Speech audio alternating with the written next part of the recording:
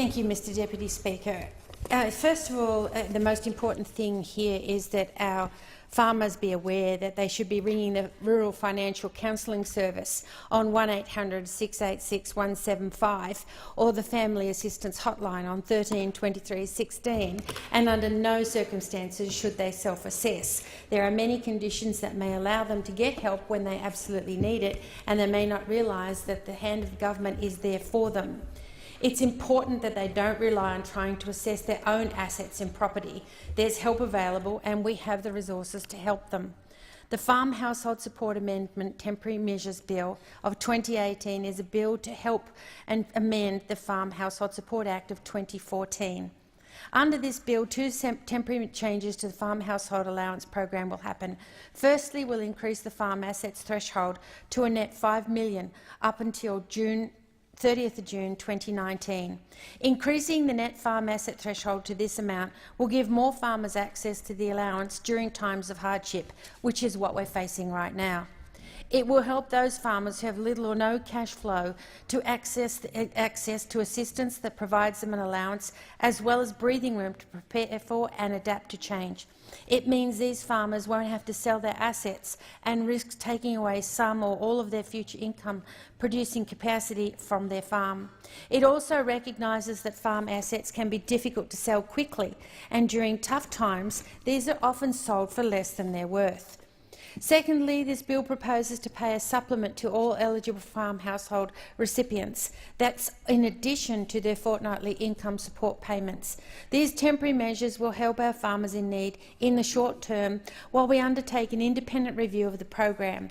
The review, to be completed in the first half of 2019, will provide further guidance on the design elements of the farm household allowance well into the future. There will be some lump sum payments, and this means if both members of a couple are receiving the allowance between September this year and June next year, they'll receive $6,000 each or $12,000 per household. In all other circumstances, the maximum amount payable will be $7,200. No farmer who lodges a claim for the farm household assistance on or before December will be disadvantaged. If they're eligible, they'll also get back pay right to the date of lodgement and also receive the supplement. They'll receive farm household assistance during the second payment, which is December to June next year, and they will receive the maximum supplement. The assistance supplement will give farming families cash, much needed to inject into their local economies. This will also help to put food on their tables and cover basic expenses such as their bills and school fees. As with the increases to the farm assets threshold, it will provide a safeguard for farm families that might be forced to liquidate farm assets to support themselves, and heaven help us, that constricts their future. This assistance includes income support, independent financial assessment, individualised case management and activity supplement that pays for advice and training. The safety net supports farmers in hardship while they take steps to improve their situation. $5 million has also been allocated to the Rural Financial Counselling Service so they can actually go out and face-to-face talk to the farmers and help them through these hard times.